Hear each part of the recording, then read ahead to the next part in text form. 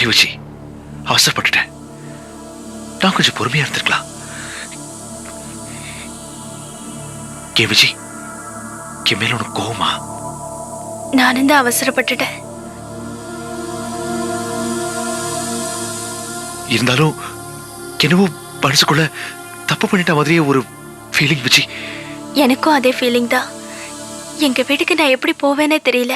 அக்காங்க முகத்துல எல்லாம் எப்படி ஃபேஸ் பண்ண போறேனே தெரியல. அது மட்டும் இல்லாம எங்க அப்பாவை நேருக்கு நேரா பாக்குறதுங்கிறது என்னால முடியாது. அந்த அளவுக்கு தைரியமும் எனக்கு இல்ல. சரி விஜய், நம்ம 2 பேரும் புருஷன் பொண்டாட்டி தானே. அப்படி வச்சு பார்த்தா நடந்தது தப்பே கிடையாது. சரி, நான் கிளம்புறேன். மறுபடியும் சொல்றேன், sorry sorry, I am very sorry. Vijay, நாளைக்கு வருவியா?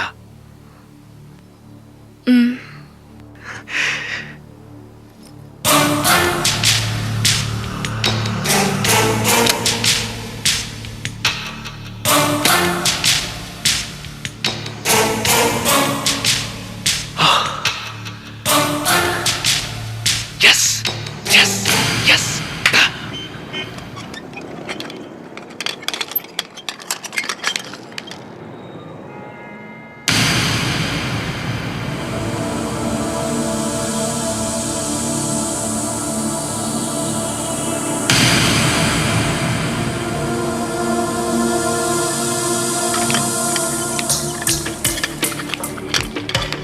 அண்ணே, ஸ்டுடியோ மூடி இருக்கே, அந்த இளங்கோ வரலையா?